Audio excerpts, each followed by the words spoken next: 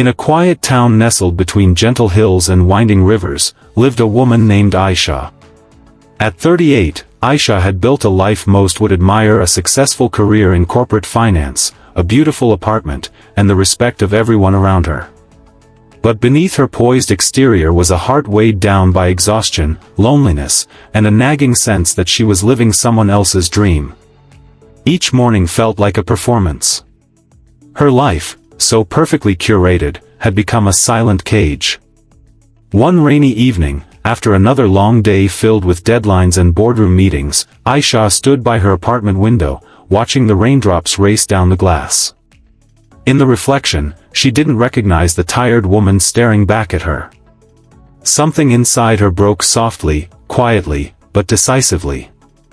That night, she made the scariest decision of her life: she would leave it all behind and start over. The next few weeks were filled with doubt. Quitting her job, selling her apartment, and moving to a small coastal town seemed absurd to everyone: her colleagues, friends, even herself. But she knew it was time. She didn't know exactly what she was running toward, only what she was running from: a life that looked good but didn't feel right. She moved into a modest cottage near the ocean, its walls weathered but full of charm. The first few months were rough.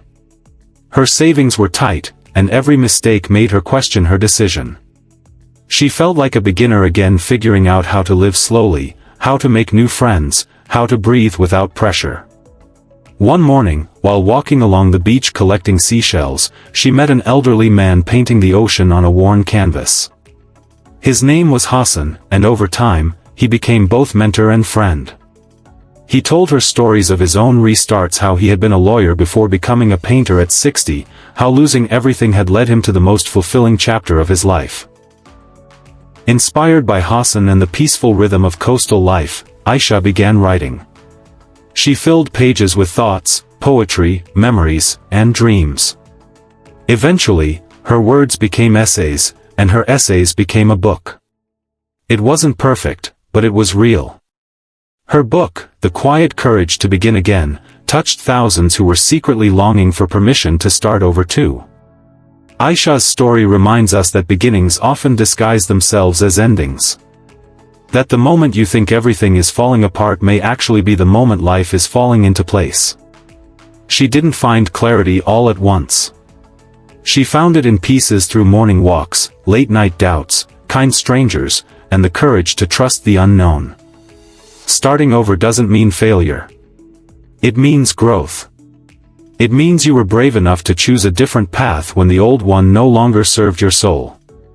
So, if you find yourself at a crossroads, uncertain and afraid, remember Ayesha's story.